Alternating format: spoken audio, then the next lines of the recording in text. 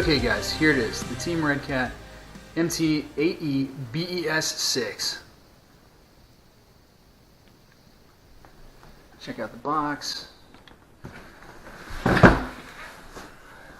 Pretty cool. Limited edition.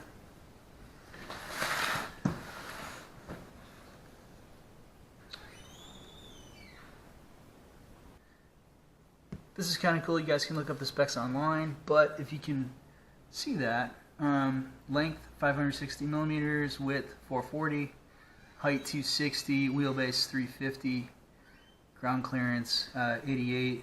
Looks like, yeah, 88. Big bore shocks, 150 amp ESC, 2.4 gigahertz radio system. There's the other side. Pretty sweet graphics.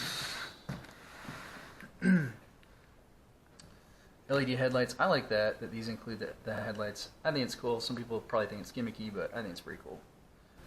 Okay.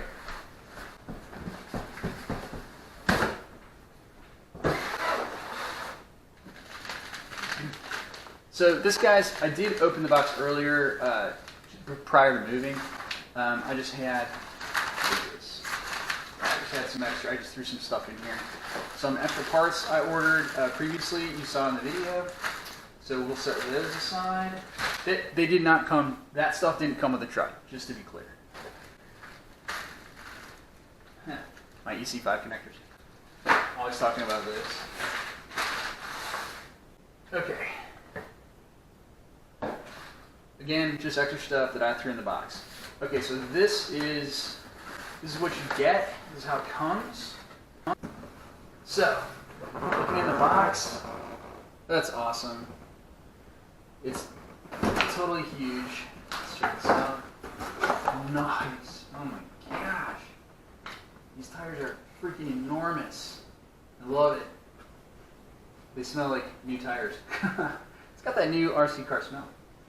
So these are very cool. They look humongous to me. Of course, this is the first BE6S I've ever had. It's also the first 1/8 scale I've had in this size.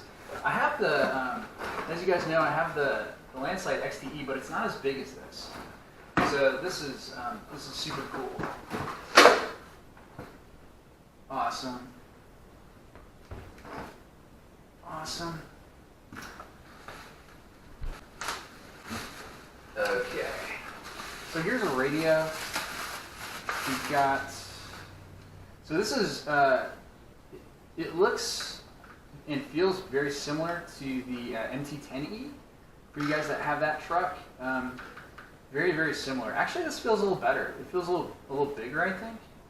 The MT10E radio, it's like, I don't know if they're the exact same or not, but for some reason this feels a little bit bigger in my hand. I don't know. I don't have the MT10E handy to do an exact side-by-side comparison, but it's cool. I like it. Nice.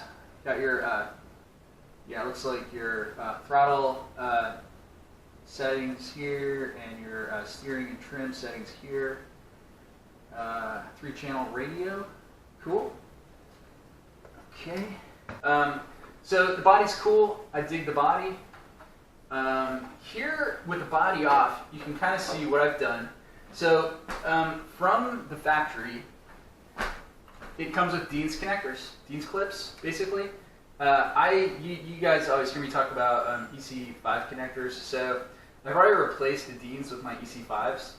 Also, I run EC5s on my batteries, so it makes sense. I just love them. They're easy to get on and off. They flow high current, so I like that. From the factory, when you first unbox it, it comes with these plastic battery covers. I don't know how well that's going to focus in. And sorry guys, my lighting in here sucks. But here's the battery cover. And they basically just, I forgot batteries in here, by the way.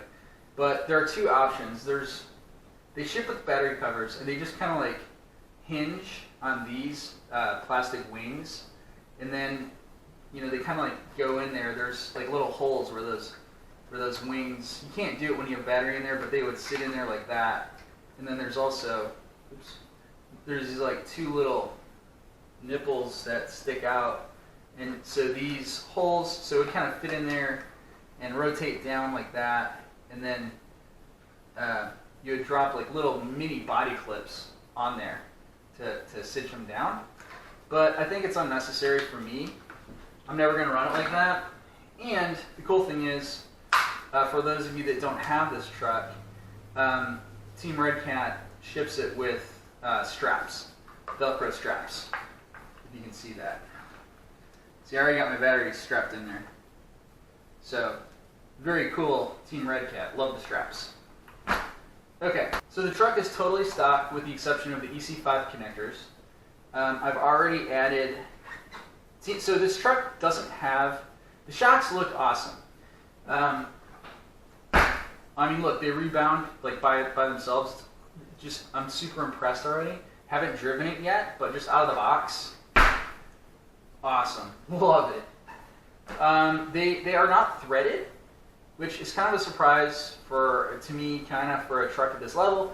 But I think the overall quality of the shocks appear to be super awesome. So they do ship with a bunch of spacers, different size spacers, so you can adjust them that way. And right now, I have no idea how to set this truck up yet because I haven't driven it.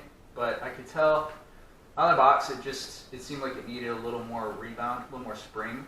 So I just added, I don't know, they look like they're 1/2-inch spacers all around. So in the front, and then also in the rear.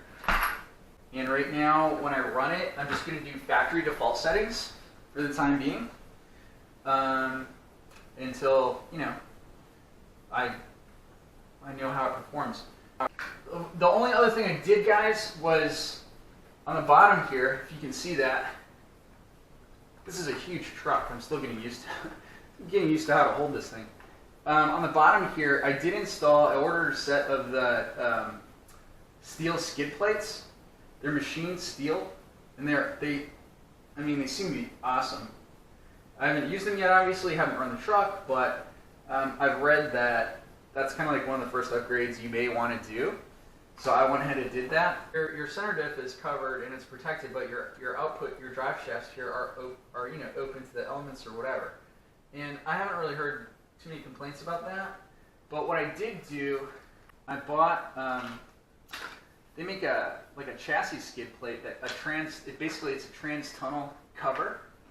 So I haven't put it on yet, obviously, but it's just made out of like nylon, or actually I don't know what it is. It's plastic, and you just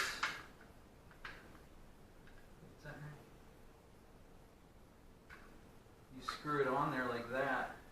I'm not sure. Yeah, like that. I guess that's right. Yeah, right there. I think that's pretty cool. I'll probably put that on tonight, but I don't know. I just like the added security of having this on there. It doesn't do anything as far as adding chassis rigidity or stiffness or anything.